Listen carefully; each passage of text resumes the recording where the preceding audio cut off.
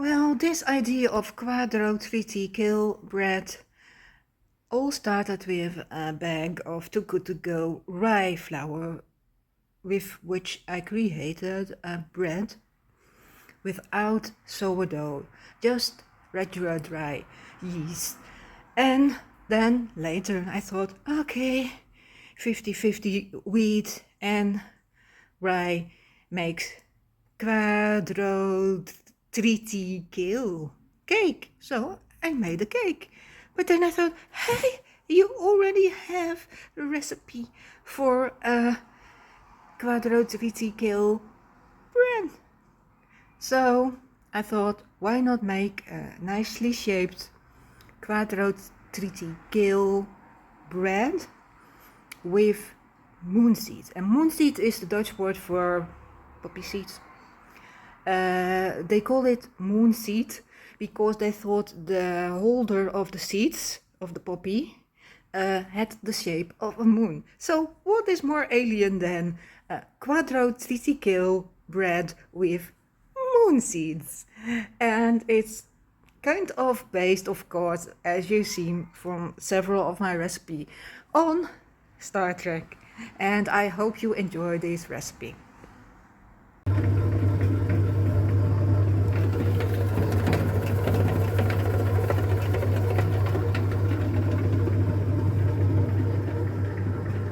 After removing it from the bread baking machine, I kneaded it and made a bowl of it. I'm now going to cover it with this and put it to rise for 45 minutes.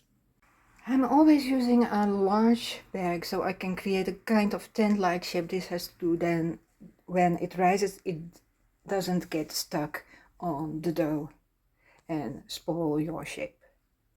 Well, I did some creative carvings and I added moonseed. I'm curious to see how it will develop in the oven, but who knows? Might look nice, I don't know.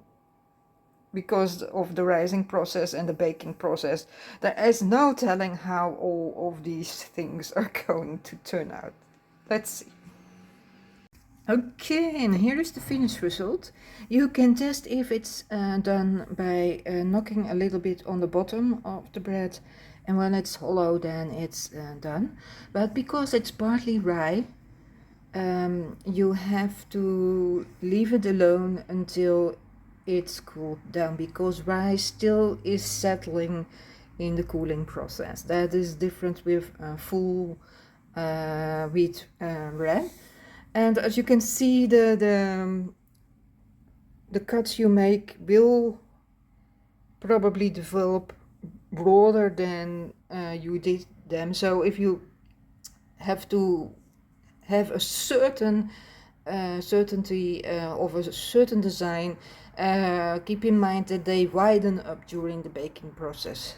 It feels a little bit like a donut swirling in a moonseed stream, but okay. Anyway, I'm very happy with it. And I already know how it's going to taste because I baked bread like this earlier with the same recipe, only of course without the coloring in it to make it grayish blue. Which is the theory that if you have a blue grain and you turn it into flour, just like average flour which goes from yellowish to white, the blue of the fictional wheat gets a little bit blue grayish, it loses color. So does this bluish gray bread. And if you enjoyed this video, please like or subscribe or respond, and thank you for watching. Bye.